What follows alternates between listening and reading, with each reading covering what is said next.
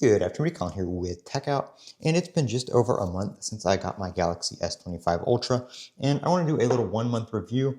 I know a lot of people have been talking about things like updates and the software and all that kind of stuff, so I want to go over some of the things that I like and that I dislike about the Galaxy S25 Ultra. And first off, we'll start here on the home screen, One UI 7.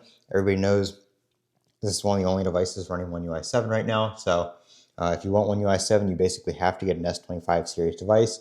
We're going to talk about the Now Brief, and the Now Brief is not really all that helpful. I mean, it gives you some like weather alerts if there are any. You can see we have the small craft advisory in effect right now. It gives you a little bit of weather, but it basically just gives you the weather widget and kind of like a look ahead for the tomorrow, which I mean, that basically does the same thing on the weather widget. So it's really only pulling up the weather widget, like sleep environment. I have my thermostat connected to Samsung SmartThings, so it gives me kind of like the overnight 11 p.m. to 7 a.m. temperature and humidity, and then it gives me some news. There's an option for YouTube Shorts, but it doesn't show any YouTube Shorts tailored to you or anything like that. It basically just says, hey, take a look at YouTube Shorts. It doesn't give you anything specific.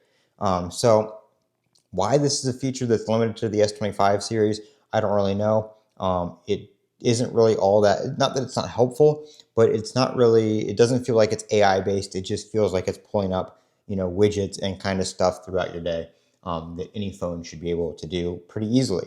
But Samsung says it requires the processor here in the Galaxy S25 series. So that is what it is, but it's not all that helpful. It really doesn't show that information, show much information based on what it learns about you, in my opinion. So this is my home screen. We've got the batteries over here for my phone and my watch. I used to use the four section widget because of the S Pen battery, but we don't have an S Pen battery anymore, so I've shrunk it down to 2 just to see my phone and watch battery. Weather widget right there. Just some main applications here on the home screen, and then I have my shopping and my utilities applications here in the enlarged folders. I just like the way it looks, kind of fills in the space. We have the Google Home widget and then the Samsung System widget up there that shows you your RAM and storage usage, and all my other widgets or all my other apps down here on the bottom. I am using Good Lock to increase how many applications I can put down here on the dock. So I have 5 instead of the 4. I think 4 is the limit on this. I don't know. You might be able to do 5 normally, but you can increase that using Good Lock, which I've done anyway. So I have phone, messages, Chrome, X, and YouTube. Basically the ones I want to be able to access from any part of the home screen. I also do have it enabled on Good Lock where I can just swipe in any direction. I only have 2 pages, but it just goes round and round, back and forth, so I don't have to go one direction or the other. Hardware-wise, I'm very impressed. I like the way that the S25 Ultra feels in the hand. I do like the rounded corners. I am a fan of that.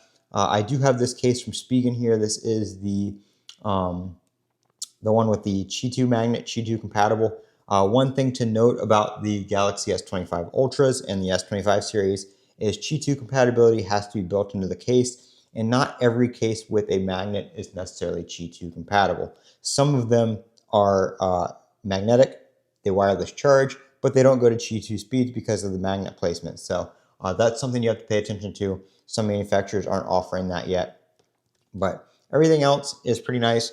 Yes, I am one of the people that is kind of upset, or they took out the battery from the S Pen and the Bluetooth from the S Pen, but I don't use it too much. But it's kind of annoying that it's not there, but the phone costs the same amount of money, so you do lose some features with that, like the Bluetooth camera mode, which is probably what everybody used it for.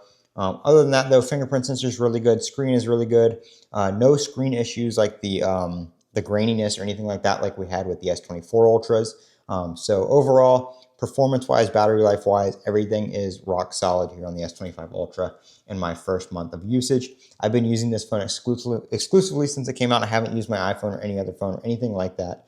I've just been on this phone, and I don't have any reasons that I want to switch right now. So that is my 1 month review of the Galaxy S25 Ultra.